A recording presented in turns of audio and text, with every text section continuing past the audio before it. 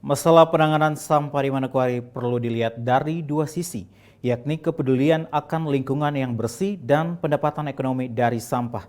Oleh karena itu di momentum Hari Peduli Sampah Nasional tahun 2023, upaya pemerintah dalam penanganan sampah dapat didukung oleh seluruh elemen masyarakat. Hari ini tanggal 21 Februari setiap tahunnya diperingati sebagai Hari Peduli Sampah Nasional (HPSN) yang mengingatkan semua pihak bahwa persoalan sampah harus menjadi perhatian utama. Upaya penanganan dan pengelolaan sampah harus melibatkan seluruh komponen masyarakat yang meliputi pemerintah, masyarakat dan stakeholder lainnya bahkan setiap individu. Hari Peduli Sampah Nasional tahun ini mengusung tema kelola sampah untuk kesejahteraan masyarakat.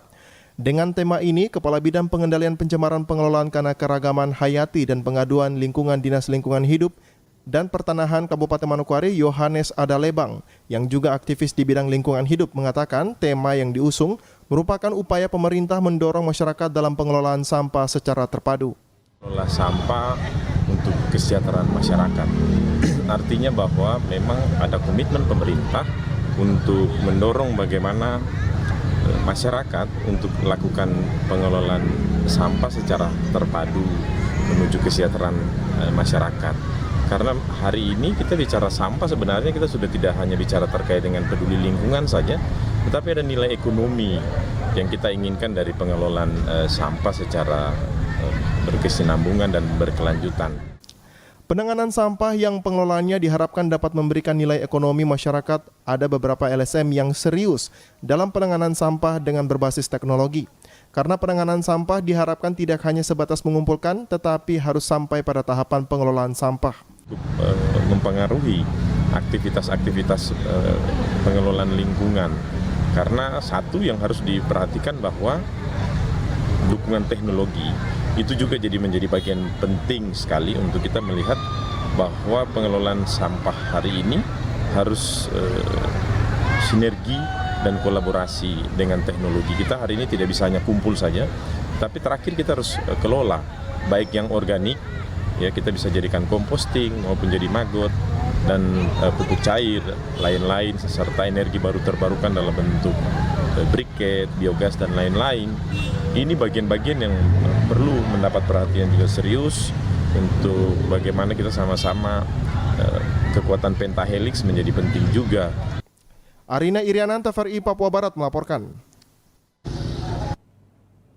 Badan Narkotika Nasional BNN Papua Barat terus melakukan perang melawan narkoba melalui strategi hard power, yaitu pemberantasan jaringan sindikat narkoba di wilayah Papua Barat. Dari hasil operasi yang dilakukan dalam periode bulan Januari dan Februari, BNN menyita ganja seberat 9 kg siap edar. Badan Narkotika Nasional BNN Papua Barat menggelar press release penangkapan pelaku jaringan tindak pidana narkotika jenis ganja di wilayah Manokwari dan Kota Sorong di kantor BNN pada Selasa 21 Februari 2023. Pengungkapan kasus pertama pada bulan Januari 2023 kemarin berawal dari adanya informasi yang diterima dari masyarakat. Satu orang pelaku berinisial MH membawa narkoba jenis ganja kering dari Jayapura sebanyak 17 bungkus plastik bening dengan total 300 gram ganja siap edar. Kemudian pada bulan Februari, BNN kembali mengamankan satu pelaku lain berinisial MA dari Jayapura bersama dengan rekan suruhannya berinisial GA dan rekannya MT. Total barang bukti yang dibawa sebanyak 6,2 kg. Kepala BNN Provinsi Papua Barat, Brigjen Pol Heri Istu Haryono mengatakan, ini merupakan pengungkapan 3 kasus jaringan narkoba di wilayah Papua Barat. Kerjasama antara BNN bersama Bea Cukai Manokwari dan juga Polda Papua Barat dalam pemberantasan narkoba di wilayah Papua Barat. Jadi kronologis yang pertama, pada bulan Januari kita menerima informasi juga dari masyarakat, ini tanggal 23 Januari, akan adanya peredaran narkoba jenis ganja yang akan dibawa dari Jayapura. Nah, dari Jayapura kemudian kita melakukan intercept bersama dengan Polda dan teman-teman dari Bea Cukai. Kita berhasil mengetahui yang bersangkutan dan kita lakukan penangkapan di atas kapal. Pasal yang dikenakan kepada kelima pelaku yaitu pasal 101 ayat 114 ayat 2 di atas 5 gram. Subsidiar pasal 11 ayat 2 Undang-Undang Nomor 35 Tahun 2009 dengan maksimal hukuman penjara 20 tahun. Ya, karena membawa di atas 5 gram, ya, di atas pasal 101 ayatnya dan 114 ya. 114 ayat 2 karena di atas 5 gram, subsidiarnya pasal 11 ayat 2 Undang-Undang Nomor 35 ya, nomor tahun 2009 tentang narkotika dengan ancaman hukuman maksimal penjara 20 tahun. Natalindo Kerawai, TVRI Papua Barat melaporkan. 3, 2, 1. Sementara itu, Saudara Badan Narkotika Nasional BNN Papua Barat memusnahkan 272.864 mg ganja kering hasil pengungkapan peredaran narkotika. Pemusnahan ini merupakan pemusnahan barang bukti narkotika yang pertama pada 2023 oleh Badan Narkotika Nasional BNN Provinsi Papua Barat yang dilakukan di depan kantor BNN Selasa 21 Februari 2023. Pemusnahan 272.864 mg ganja kering merupakan hasil penangkapan dari tersangka MH pada bulan Januari 2023 yang dibawa dari Jayapura Provinsi Papua menggunakan kapal laut ke Manokwari. Pemusnahan barang bukti ganja sebanyak 17 plastik dipimpin Kepala BNN Papua Barat Brigjen Pol Heri Istu Haryono bersama dengan Kepala Bea Cukai Manokwari, Polda Papua Barat dan juga Kejaksaan Tinggi Papua Barat. 17 bungkus plastik kecil yang berisi narkotika jenis ganja atau kanabis dengan berat bruto awal penimbangan di Badan POM Manokwari pada tanggal 25 Januari 2023 sebanyak 272,864 mg dengan perincian sebagai berikut. 1.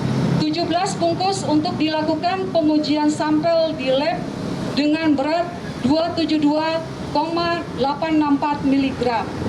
2. Untuk dilakukan uji sampel lab 259,93 mg. 3. Untuk pembuktian di persidangan sebanyak 252,86 mg. 4. Untuk dilakukan pemusnahan sebanyak 272,595,9 mg. Natalindo Kerawai, TVRI Papua Barat melaporkan. Papua Barat melaporkan. Informasi selanjutnya akan hadir setelah jeda berikut ini. Tetaplah bersama kami.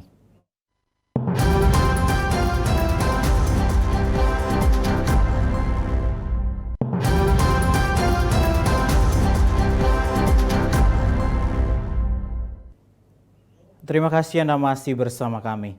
Badan Pusat Statistik Kabupaten Teluk Bintuni mengkonfirmasi bahwa saat ini tidak terjadi inflasi di daerah. Hal ini dipastikan berdasarkan hasil survei pihak berwenang yang digelar secara rutin. Demikian dikatakan Kepala Badan Pusat Statistik Teluk Bintuni Audi Valentino yang ditemui TVRI di Bintuni Senin kemarin.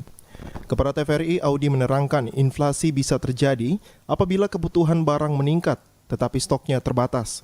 Namun, untuk situasi di Kota Bintuni, Audi menuturkan bahwa sahnya kebutuhan barang masih diimbangi dengan ketersediaan stok. Dengan demikian, harga barang khususnya kebutuhan pokok dipastikan masih kondusif. Nah, untuk kestabilan harga, inflasi itu dikatakan inflasi apabila memang barang itu sulit, kemampuan daya beli masyarakat tinggi, tapi barangnya susah, biasanya terjadikan kenaikan harga, nah itu dikatakan inflasi. Nah, kebetulan untuk kebutuhan pokok, ya sampai dengan di bulan ini di Bintuni selalu terpantau ya oleh tim pemerintah daerah melalui Perindakop itu untuk seluruh harga-harga itu stabil ya. Apabila terjadi kenaikan harga padahal stok barang banyak, nah itu yang mesti dilakukan oleh pemerintah daerah melalui Perindakop atau instansi terkait melakukan operasi pasar. Karena kalau logikanya tidak mungkin barangnya banyak lalu terjadi kenaikan harga. Perlu diketahui Kabupaten Teluk Bintuni bukan termasuk daerah inflasi di Provinsi Papua Barat. Pasalnya, sesuai data BPS, hanya 2 daerah inflasi di Papua Barat, yakni Kabupaten Manokwari dan Kota Sorong. Terkait hitungan angka inflasi daerah yang dirilis BPS setiap tahunnya, sementara ini Kabupaten Teluk Bintuni masih menggunakan hasil hitungan gabungan dari 2 daerah tersebut. Namun direncanakan ke depan pemerintah pusat akan menetapkan semua daerah kabupaten kota menjadi daerah inflasi, guna memudahkan strategi pengendalian inflasi secara nasional. Dari Teluk Bintuni, Valentino Wan, Mata TVRI Papua Barat melaporkan. Saudara, pendidikan berpola asrama jadi program unggulan Pemda Manokwari dalam meningkatkan mutu pendidikan. Untuk menerapkannya, langkah awal yang siap dilakukan pemerintah daerah ialah kajian akademik. Upaya mendorong peningkatan kualitas pendidikan di Kabupaten Manokwari, salah satu langkah strategis yang menjadi program unggulan pemerintah adalah pendidikan berpola asrama. Dengan memberikan perhatian khusus pada beberapa sekolah yang telah menerapkan pendidikan berpola asrama, baik sekolah negeri, yayasan Kristen, yayasan Katolik, dan yayasan Islam. Bupati Manokwari Senin kemarin mengatakan program pendidikan berpola asrama dapat diselenggarakan secepatnya, namun harus dengan hasil kajian. Kita berharap bahwa program ini bisa dapat kita selenggarakan secepatnya, tetapi tentu tidak semudah kita membalik telapak tangan karena memang harus kita siapkan kajian akademiknya terlebih dahulu untuk kita bisa memastikan bahwasanya pendidikan berpola asrama itu menjadi sebuah kebutuhan yang dapat kita selenggarakan dan bisa diimplementasikan dengan baik di Kabupaten Manokwari. Selain melakukan kajian dalam menjalankan program pendidikan berpola asrama, Pemda Manokwari siap mendukung sekolah-sekolah di bawah yayasan yang telah menerapkan sekolah berpola asrama. Sekolah-sekolah swasta yang sudah diselenggarakan oleh yayasan pendidikan swasta, ya seperti Katolik, ya kita akan perkuat SMP Katolik yang ada hari ini di Maripi. Nah, tentu yang kita perkuat nanti akan kita kerjasama dengan komite sekolah dan juga pimpinan yayasan untuk kemudian kita memastikan kebutuhan apa yang dibutuhkan. Sekolah berpola asrama yang menjadi program unggulan Pemda Manokwari akan bermuara pada sekolah unggulan, didasarkan pada aspek pembentukan karakter, kedisiplinan, kurikulum pendidikan yang jauh berbeda agar peningkatan kualitas pendidikan yang diharapkan dapat terwujud. Arina Irianan, TVRI Papua Barat melaporkan. Saudara, para guru sekolah menengah atas SMA dan SMK di Kabupaten Fakfak mogok melaksanakan proses belajar mengajar terhitung hari ini Selasa 21 Februari 2023. Hal ini dikarenakan gaji mereka selama 2 bulan tak dibayarkan. Berikut informasinya untuk Anda. Para guru SMA SMK di Kabupaten Fakfak akhirnya memilih tidak mengajar atau mogok kerja mulai hari ini lantaran gaji mereka selama 2 bulan tak dibayarkan. Sekretaris MKKS Kabupaten Fakfak Erwanto Patiran mengatakan aksi ini dilakukan para guru sebagai bentuk tuntutan mereka kepada Dinas Pendidikan lantaran gaji mereka belum terbayarkan dari bulan Januari 2023 hingga kini. Ditegaskan meski ada peralihan urusan hak gaji guru SLTA dari provinsi ke kabupaten kota, namun ini tidak boleh terjadi karena akan berdampak pada proses belajar mengajar. Kalau terjadi sampai penundaan Bapak Ibu guru terima gaji sampai 2 bulan ini, itu akibat dari peralihan berdasarkan PP 106 itu mengalihkan SMA SMK se-provinsi Papua Barat bahkan Papua untuk kembali ke kabupaten kota. Sementara provinsi lain yang ada di Indonesia ini tetap di SMA-SMK tetap di provinsi. Rombongan Musyawarah Kerja Kepala Sekolah atau MKKS dalam pertemuan ini juga mengundang Kepala Cabang Dinas Pendidikan Provinsi Papua Barat Hussein Karanggusi. Ia menjelaskan keterlambatan pembayaran gaji oleh karena adanya aturan kewenangan mengatur SLTA yang sebelumnya di provinsi sesuai Undang-Undang 23 tahun 2023 tentang Pemda kini dikembalikan ke kabupaten kota berdasarkan peraturan pemerintah nomor 106 tahun 2021. Untuk hari ini anak-anak di diliburkan atau diistirahatkan untuk belajar di rumah untuk sementara waktu sambil menunggu keputusan dari pemerintah atau kebijakan yang diambil pemerintah kabupaten untuk segera mungkin untuk membayarkan gaji bulan Januari dan Februari. Kami menunggu sampai pembayaran gaji dilaksanakan, baru kami akan melaksanakan proses pembelajaran di sekolah, karena mengingat bahwa kalau belum dibayarkan gaji, sekolah juga tidak terlalu efektif karena guru tidak masuk dalam kelas sehingga mengakibatkan siswa-siswa itu berkeliaran di luar kelas. Atas aksi ini, Sekretaris MKKS SMA Kabupaten Fakfak meminta orang tua murid agar dapat bersabar dan memaklumi apa yang sedang diupayakan para guru, yaitu proses pembayaran gaji guru untuk bulan Januari. Hadir dalam pertemuan tersebut Ketua PGRI Kabupaten Fakfak, Amin Jabir Sweri, dan 31 guru dari SMA SMK MA di Kabupaten Fakfak. Pertemuan ini berlangsung di salah satu ruang belajar SMA Negeri 2 Fakfak, Kampung Kayu Merah, Distrik Fakfak Tengah, Kabupaten Fakfak, Provinsi Papua Barat. Dari Fakfak, Frans Tabayala melaporkan. Bawaslu sebagai penyelenggara pemilu telah mengusulkan dana hibah pemilu tahun 2024 kepada pemerintah Provinsi Papua Barat. Berdasarkan Undang-Undang Nomor 7 tentang dukungan pemerintah dan pemerintah daerah kepada pelaksana tugas dan fungsi penyelenggara pemilu yakni Bawaslu dan KPU, khusus untuk Bawaslu Papua Barat telah ada komunikasi secara internal dengan pemerintah provinsi. Ketua Bawaslu Papua Barat Elias Iji belum lama ini mengatakan dana hibah dari pemerintah Provinsi Papua Barat awalnya berjumlah 700 miliar rupiah. Namun dengan adanya pemekaran Provinsi Papua Barat Daya sehingga usulan tersebut direvisi. Sejauh ini bahwa komunikasi kami di internal Bawaslu dengan pemerintah provinsi sebenarnya secara komunikasi itu sudah kita lakukan. Awal skema usulan Bawaslu Papua Barat khusus untuk tahap hibah ya, usulan anggaran hibah untuk Pilkada 2024 itu pertama kita sudah usulkan, tetapi skemanya adalah masih mengakomodir wilayah Papua Barat Daya, sehingga setelah pemekaran Provinsi Papua Barat Daya, usulan Bawaslu yang kurang lebih alokasi anggaran sekitar 700 lebih miliar itu kemudian kita revisi untuk membagi di dalam dua provinsi ini.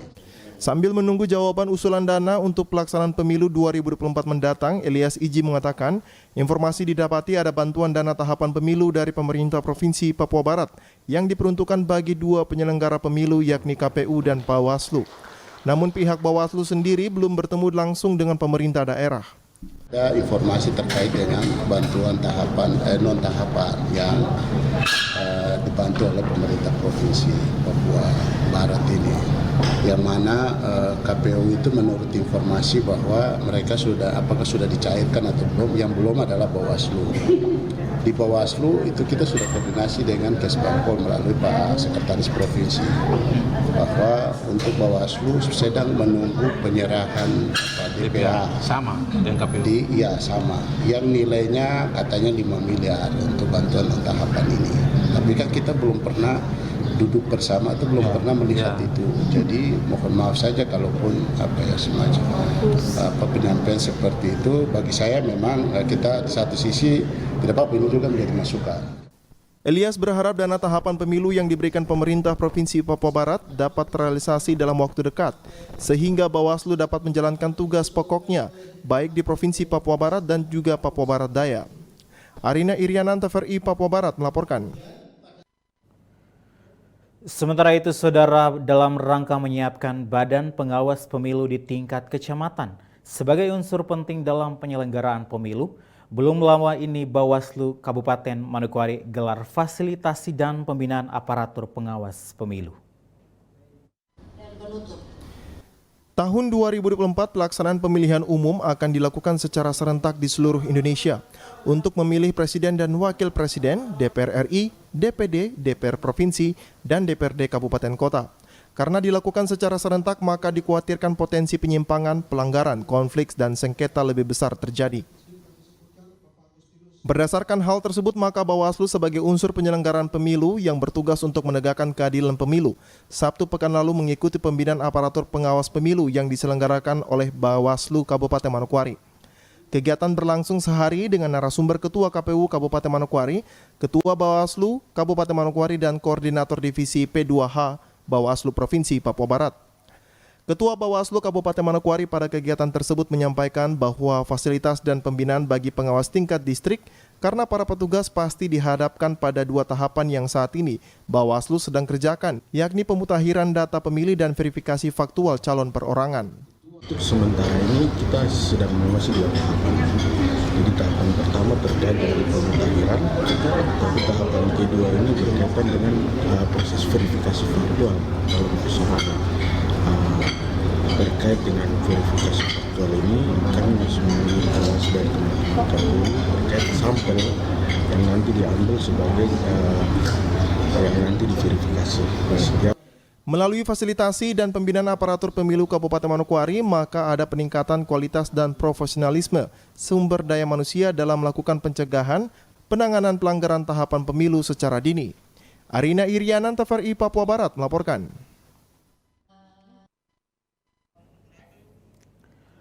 Lambertus Jitbau resmi mendaftar sebagai calon Ketua Dewan Pimpinan Daerah Partai Golkar Papua Barat Daya. Mantan Wali Kota Sorong 2 periode ini dipastikan sebagai calon tunggal dalam bursa calon Ketua DPD Partai Golkar Papua Barat Daya. Calon Ketua Dewan Pimpinan Daerah Partai Golkar Papua Barat Daya Lambert Jitmau diantar simpatisan pendukungnya dengan berjalan kaki menuju tempat pendaftaran di Hotel Vega Kota Sorong, Papua Barat Daya pada Senin 20 Februari 2023. Lambertus Jitmau terlihat menggunakan jas kebesaran Partai Golkar dan memakai mahkota burung cendrawasih serta kain timur didampingi Wakil Sekretaris Jenderal DPP Partai Golkar Amin Ngabalin, Ketua Fraksi Partai Golkar di 6 wilayah DPD Golkar se-Papua Barat Daya.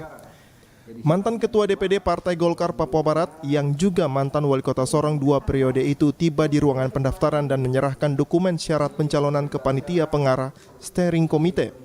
Setelah diperiksa kelengkapannya, panitia pendaftaran menyatakan Lambertus Jitmau dinyatakan memenuhi syarat dan terdaftar sebagai calon Ketua DPP Partai Golkar Papua Barat Daya. Lambertus Jitmau usai menyerahkan dokumen sebagai syarat bursa calon Ketua DPD Partai Golkar Papua Barat Daya menyampaikan terima kasihnya kepada 6 DPD Partai Golkar yang telah memberikan dukungan kepada dirinya. Ia juga menyerahkan sepenuhnya keputusan itu kepada DPP Partai Golkar yang akan menentukan kandidat terpilih pada periode 2023-2025. Dari 6 DPD sudah memberikan dukungan sepenuhnya kepada saya. Kita harus bergandengan tangan, kita harus bekerja sama untuk mengamankan musda Partai Golkar yang pertama bagi provinsi yang terakhir di Nusantara ini. Optimis boleh. Kita melihat kriteria yang ada, kemudian kita melihat jumlah pemegang hak suara yang ada. Tadi kita sudah dengar sama-sama, itulah komitmen dari para pemegang hak suara. Sementara itu, Wakil Sekretaris Jenderal DPP Partai Golkar Amin Ngabalin menjelaskan kehadirannya untuk memastikan proses demokrasi internal yang diamanatkan oleh Peraturan Internal Partai Golkar tentang Anggaran Rumah Tangga Juknis PO 02. Hari ini Golkar ingin menyampaikan kepada publik Papua Barat Daya bahwa mekanisme dan demokrasi internal partai politik seperti ini. Ini kewajiban partai untuk kemudian memberikan pembelajaran politik dan demokrasi kepada rakyat. Jadi prosesnya terbuka, bisa diakses oleh publik. Seperti itu. Hingga bursa pencalonan ditutup, terdapat 3 kader Golkar yang mendaftar ke panitia. Namun yang mengembalikan berkas hanya Lambertus Jitmau, sehingga Lambertus Jitmau dinyatakan sebagai calon tunggal. Dari Sorong, Michael Jasman, TVRI Papua Barat melaporkan. Kepala Badan Kepegawaian Daerah atau BKD Provinsi Papua Barat, Neles Dewansiba menegaskan, apabila ada pegawai BKD yang bermasalah, dapat berurusan dengan pihak yang berwajib agar tidak mengganggu proses pelayanan pemerintahan. Hal tersebut disampaikan Kepala BKD saat ditanyakan terkait kasus pemalsuan dokumen yang dilaporkan tim honorer Papua Barat ke Polda Papua Barat, bahwa akan ada pemanggilan puluhan honorer dan juga ASN Papua Barat untuk dimintai keterangan. Menanggapi hal tersebut, Kepala Badan Kepegawaian Daerah Provinsi Papua Barat Neles Dewansiba mengatakan terkait dengan masalah 512 dan 771 Ia menegaskan bahwa masalah ini dari tahun 2018, sedangkan ia baru menjabat sebagai Kepala BKD. Yang ia fokus adalah CPNS harus mendapatkan SK PNS dan P3K harus mendapat SK P3K dan NIP. Persoalan ada ASN di Badan Kepegawaian Daerah yang bermasalah, silahkan berurusan dengan pihak yang berwajib. Jangan menghalangi urusan pemerintah, urusan pelayanan yang melayani nasib orang banyak di Badan Kepegawaian Daerah Provinsi Papua Barat. Belum dipanggil, masih berkisar antara Polda dengan teman-teman kita yang 512 dengan 771. Tetapi kami mau sampaikan, saya ini pejabat baru. Masalah ini masalah tahun 2018. Komitmen saya adalah saya tidak mencari masalah. Tapi komitmen saya adalah saya membawa solusi. Solusinya adalah CPNS ke depan harus mereka dapat SK PNS. Yang P3K ke depan mereka juga punya NIP dan punya SK P3K yang punya NIP. Itu solusi. Saya sebagai pejabat baru, saya tidak pernah mencari masalah dengan orang, tapi saya mau membawa solusi buat semua orang. Ya, soal masalah ada ASN saya di BKD yang dinilai bahwa ada bermasalah, silakan itu mereka berurusan dengan pihak yang berwajib. Saya percaya bahwa mungkin apakah ada orang di BKD atau orang di luar, saya tidak tahu, tapi Tuhan yang tahu itu. Kalau misalnya ada orang di dalam, Bapak bagaimana, Pak? Saya tidak pernah membuat orang susah, tapi konsekuensinya dia akan berhadapan dengan Tuhan, itu saja. Neles Doan Siba menambahkan, saat ini penjabat Gubernur Papua Barat sudah ada di Manokwari. Maka Gubernur akan menandatangani SK pendelegasian kewenangan untuk golongan 3, akan ditandatangani oleh Sekda, dan golongan 2 akan ditandatangani oleh Kepala BKD. Untuk P3K dengan jumlah 512 sebanyak 350 data akan dikirimkan ke BKN. Untuk P3K dengan jumlah 512 sebanyak 350 data akan dikirimkan ke BKN untuk dilakukan tes lebih lanjut agar status memiliki NIP bagi P3K yang berjuang untuk PNS. Kepala Badan Kepegawaian mengatakan aturan tidak mengizinkan. Kepala Badan Kepegawaian menegaskan walaupun kantornya di demo dan dipalang, namun proses kerja para pegawai tetap dilaksanakan, khususnya terkait dengan SK CPNS dan P3K. Sudah ada di Manokwari, berarti kan Bapak Gubernur tanda tangan SK pendelegasi kewenangan, sehingga P3K SK PNS itu yang golongan 3 ditandatangan oleh Bapak Sekda, dalam hal ini Bapak Natanya, sedangkan golongan 2 ditandatangan oleh Kepala BKD. Sedangkan yang P3K 512 hari ini kami berusaha untuk 350 data kami kirim ke BKN untuk seleksi tes lebih lanjut supaya mereka punya statusnya P3K yang punya NIP. Jimmy Tabisu, TVRI Papua Barat melaporkan. Pemerintah Provinsi Papua Barat Daya menerima dana bagi hasil minyak dan gas bumi sebesar 600 miliar lebih yang diperuntukkan bagi kesehatan, pendidikan, infrastruktur, dan pemberdayaan di 5 kabupaten dan 1 kota di Provinsi Papua Barat Daya. Dari restrukturisasi dari Penyerahan SK Dana Bagi Hasil atau DBH diserahkan langsung penjabat Gubernur Papua Barat Daya Muhammad Musaat kepada Bupati Raja Ampat, penjabat Bupati Maibrat, penjabat Bupati Tambrau, penjabat Bupati Sorong, Bupati Sorong Selatan, dan penjabat Wali Kota Sorong di ruang rapat kantor Gubernur Provinsi Papua Barat Daya pada Senin 20 Februari 2023. Penjabat Gubernur Papua Barat Daya Muhammad Musaat mengatakan pembagian dana bagi hasil minyak dan gas bumi khusus di Papua mengacu pada Undang-Undang Otonomi Khusus yang dibagi 70% untuk pemerintah daerah dan 30%-nya ke pemerintah pusat. Musaat menjelaskan selaku PJ Gubernur ia diberikan amanat wewenang untuk membagi dana bagi hasil kepada kabupaten dan kota yang ada di wilayah Provinsi Papua Barat Daya sebesar 600 miliar lebih. Penyerahan dana bagi hasil sesuai SK Gubernur Papua Barat Daya, Kabupaten Sorong mendapat 300 miliar, lebih besar karena wilayahnya penghasil minyak dan gas. Sementara 4 kabupaten dan 1 kota di wilayah penyangga rata-rata mendapat 46 miliar. Lebih lanjut kata Gubernur, dana yang sudah dibagikan sudah diatur penggunaannya, terutama untuk bidang pendidikan, kesehatan, infrastruktur, dan bantuan pemberdayaan. satu PJ Gubernur Provinsi Papua Barat Daya, saya diberikan amanah wewenang untuk membagi dana sumber daya alam yang kita miliki itu, DBH, dana bagi hasil itu kepada kabupaten kota yang ada di wilayah Provinsi Papua Barat Daya. Dananya itu 600 miliar lebih yang sudah kita bagikan. Pertama dibagikan kepada daerah penghasil, dan sebagian besar semua apa yang dikelola itu, yaitu tadi minyak dan gas, daerah penghasilnya adalah Kabupaten Sorong.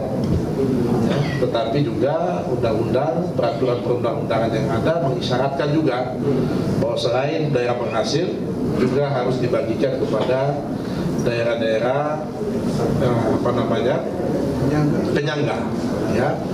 Jadi semua kita serahkan hari ini sesuai dengan SK yang sudah saya tanda tangani. Penjabat gubernur sangat bersyukur karena daerah otonomi baru Provinsi Papua Barat Daya merupakan penghasil minyak dan gas. Jika produksinya bertambah, dana bagi hasil ikut bertambah.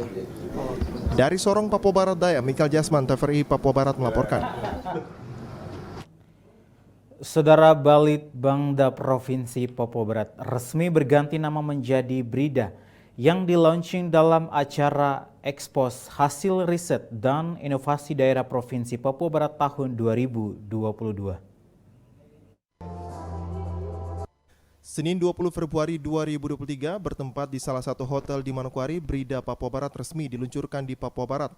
Peluncuran BRIDA Papua Barat dikemas dalam kegiatan Ekspos Hasil Riset dan Inovasi dengan tema kolaborasi riset dan inovasi untuk meningkatkan daya saing daerah kepada publik. Informasi yang diluncurkan dipaparkan dalam bentuk video singkat, hal-hal penting yang sudah dilakukan dengan mitra pembangunan serta pemberian penghargaan kepada pegawai purna tugas. Penghargaan juga diberikan kepada pemenang lomba penulis jurnal ilmiah, penyerahan majalah Kaswari Inovasi dan jurnal Igyaser Hanjob edisi tahun 2022.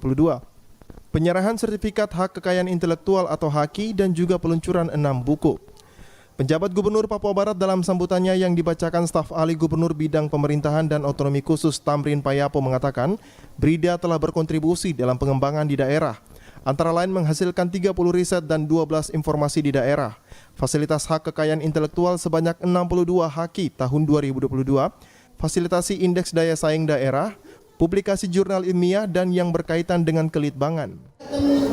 Kelitbangan atau riset dan inovasi telah berkontribusi dalam mendukung pembangunan daerah di Provinsi Papua Barat.